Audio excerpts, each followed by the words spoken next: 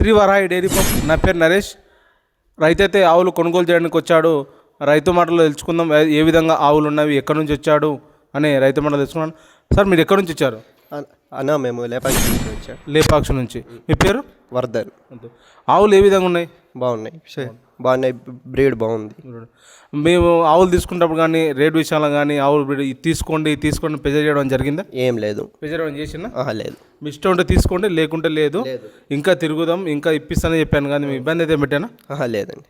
చూడండి రైతులారా, నేను ఎవరు రైతు వచ్చినా కానీ మీ ట్రీట్మెంట్ కూడా మనమే చెప్తాము. అన్ని జరగలేదు. ఎటువంటి దానా వాడాలి, ఎటువంటి మినరల్ మిక్చర్ వాడాలి, ఎటువంటి కాల్షియం వాడాలని కూడా చెప్పుకుంటూ వచ్చినా చెప్పారు.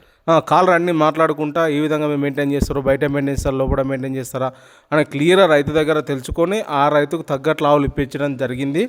మీరు ఎవరైనా ఆవులు కావాల్సి ఉంటే శ్రీ వరాహి డైరీ ఫామ్ సంప్రదించండి. మీకు జాగ్రత్తగా మేము చాలా జాగ్రత్త పడి ఆవులు ఇప్పించడం జరుగుతుంది. రైతు ఏ విధంగా ఉంటాడు, రైతు క్లైమేట్ ఏ విధంగా ఉంటుంది, డైరీ ఫామ్ ఏ విధంగా ఉంటుంది, ఎటువంటి దానాలు వాడాలి, ఎటువంటి టైమింగ్స్ వాడాలి, ఎటువంటి మినరల్ మిక్చర్ వాడాలి, ఎటువంటి కాల్షియం వాడాలని టోటల్గా మేము ఆలోచించి డిసిషన్ తీసుకొని ఆవు మీకు కొనుగోలు చేయడం జరుగుతుంది. అందుకే ఒక్కసారి